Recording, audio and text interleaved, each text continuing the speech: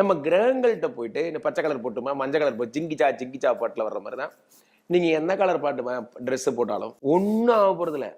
எல்லாரும் நம்ம என்ன நினைக்கிறோம்னா இந்த கிரகங்களுடைய அனுகிரகம் இருந்தாலே போதும்னு நினைக்கிறோம். கிரகங்கள் அனுகிரகமே பண்ணாது. உங்களை கேட்டு இருதயம் துடிக்கல, உங்களை கேட்டு ஈரல் வேலை செய்யல, உங்களை கேட்டு மூளை வேலை செய்யல, மூளை தான் வேலையை செய்யுது. அந்த மாதிரி கிரகங்கள் செவ்வாய் யோகாதிபதி வந்தாருன்னா யோகாதிபதி வேலையை அவர் செய்வார். நீங்க சொல்லி ரெக்கமெண்டேஷன் பண்ணிலாம் ஒன்றும் கிளிக்க முடியாது. அவர் சொன்ன கேட்க கூட மாட்டார். நீங்க சொன்னதுனால நிறுத்தவும் போறது இல்லை. அப்போ பரிகார ஹோமங்கள்ங்கிறது எங்க வருது? அடுத்த வார்த்தை வருது. ஸோ நவகிரக ஹோமங்கள் நாம் தினமும் செய்வதன் மூலம் அந்த கிரகங்களுடைய கோபம் என்பது சற்று குறைக்கலாம்.